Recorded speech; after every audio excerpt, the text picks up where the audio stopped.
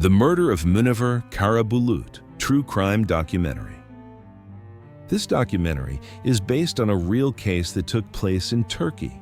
Names and events are drawn from public records.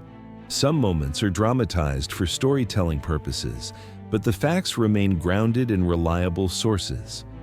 Our intention is to inform, not to sensationalize, and to honor the memory of those whose voices were silenced. Istanbul, 2009. A city of 16 million, where the Bosphorus divides continents and where ancient streets meet modern towers. A city alive with music, with neon lights, with endless nights. But in March of that year, Istanbul woke up to a nightmare. Her name was Münevver Karabulut, 17 years old, a student, a daughter, a young girl with dreams. On the night of March 3rd, she left her home and never returned. The next morning, newspapers screamed across their front pages, 17-year-old girl found in guitar case. A murder that shook Istanbul. Television anchors spoke in disbelief. One newsreader said, "This is not just a crime. This is a tragedy that reveals the darkest side of our society." The details were almost too brutal to believe. A body hidden inside a guitar case, CCTV images of a teenage boy buying a saw, a wealthy family accused of shielding their son. This was not only a murder, it was a case that exposed privilege, power, and violence colliding in the heart of Turkey, and it would leave questions that remain unanswered to this day. Who was Münevver? Before her name filled headlines, Münevver was just a teenager like so many others. She was bright and ambitious. Teachers described her as a curious student who loved literature and dreamed of university. She filled notebooks with poems and thoughts about the future. Music was her passion. She played guitar, sang with friends, and wanted to travel the world. Her friends remembered her laughter, how she could turn an ordinary afternoon into something unforgettable. One classmate later told reporters she had this energy, this light. She always talked about her dreams. At home, she was deeply loved. Her parents encouraged her independence, but like all parents, they worried. Her father would later say, "We wanted her to study, to build a future. She was our daughter, our pride." For her family, she was not a case file or a headline. She was simply Münevver, a girl with her whole life ahead of her. But that life would be stolen after she met Cem Garipoğlu. Cem Garipoğlu, privilege and power. To understand this case, you must understand who Cem Garipoğlu was. Cem was not an ordinary 17-year-old. He came from one of Istanbul's wealthiest families, the Garipoğlus. His relatives were owners of factories with deep ties in business and politics. They lived in luxury, surrounded by privilege that few in Turkey could ever imagine. And this privilege would become one of the most controversial parts of the story. When Cem's name appeared in headlines, the focus was not only on him, but on his family. Manşetler şunu yazıyordu, murder and money, a powerful family under fire. For many, the outrage was not just about the killing, it was about the belief that wealth and influence could bend the law. One columnist wrote, "This case is not just about a murderer. It is about a family who believes they are untouchable." To Münevver. In the beginning, Cem was just another boy. Their relationship started like so many teenage romances, late-night phone calls, whispered promises, and secret messages. Friends remembered them holding hands, arguing, and making up, the ordinary rhythm of young love. But beneath the surface, there was imbalance. Cem carried himself with the arrogance of someone who always got what he wanted. Jealousy, arguments and controlling behavior became part of the relationship. Friends noticed the tension. One later told a reporter, "She was nervous sometimes. He was possessive. There were arguments she didn't want to talk about." Still, few imagined how dark this relationship would become, because behind the wealth, the family name, and the teenage romance, there was a storm building, one that would soon erupt in violence. The day of the murder. March 3rd, 2009. For Münevver, it began like any other day. She went to school, laughed with her friends, and came home in the afternoon. Her parents saw nothing unusual. But that evening, her plans were different. She arranged to meet Cem Garipoğlu. The two had been arguing in recent days, sending emotional messages back and forth. Fights, apologies, promises. It was the familiar cycle of a young, unstable relationship. At around 6 p.m., she left home. She carried her school books, her guitar case, just another teenager heading out for the night. Her final message to a friend read, "I'll be late." Those 3 words would be the last she ever sent. Witnesses later recalled seeing her enter the Garipoğlu residence. It was supposed to be just another evening, but behind those walls, something terrible unfolded. According to forensic reports, there was a violent struggle. The details were chilling. Injuries that suggested deliberate cruelty, not just sudden rage. One investigator later said, "This was not chaos. It was controlled. It was almost ritualistic." And then, the unimaginable. After taking her life, Cem placed Münevver's body inside a guitar case. Later, security cameras captured him dragging that case through the dark streets of Istanbul. Cold, mechanical, step by step. By midnight, the guitar case was abandoned in a trash container, and with it, a nation's innocence was shattered. The next morning, the headlines told the story, "A guitar case of horror. 17-year-old girl thrown away like garbage." Television anchors could barely contain their shock. One broadcast opened with the words, "Tonight, Turkey asks, how could anyone do this?" Meanwhile, in a small apartment across the city, Münevver's parents were calling her phone again and again. Each unanswered ring was another blow. By dawn, they reported her missing. But the truth was already lying in the shadows of Istanbul, stuffed inside the very guitar case that had once carried her dreams. Investigation and outrage. The discovery of Münevver's body shocked Istanbul. Police quickly traced her final steps: phone records, witness accounts, security footage. Every clue led back to one name, Cem Garipoğlu.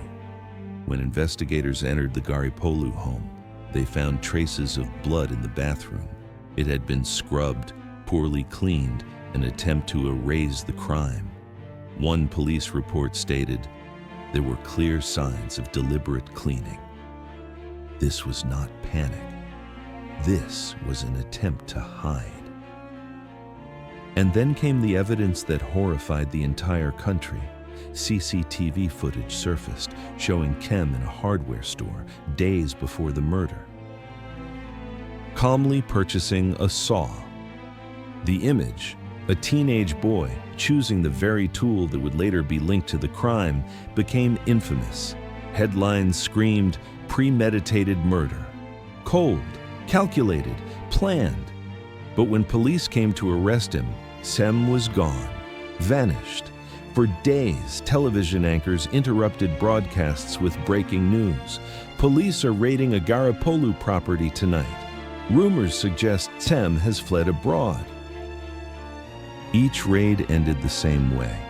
Nothing. Cem had disappeared. Weeks turned into months, and with each passing day, public anger grew louder. On the streets, protests erupted.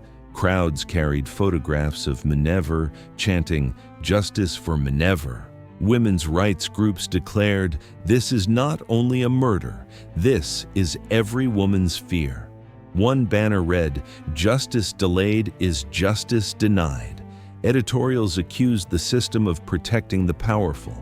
Columnists asked, how can a 17-year-old boy evade capture for this long?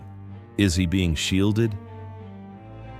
For Münevver's parents, the agony deepened. Her father told reporters, "Every day he is free is another wound for us. We cannot rest while he is out there."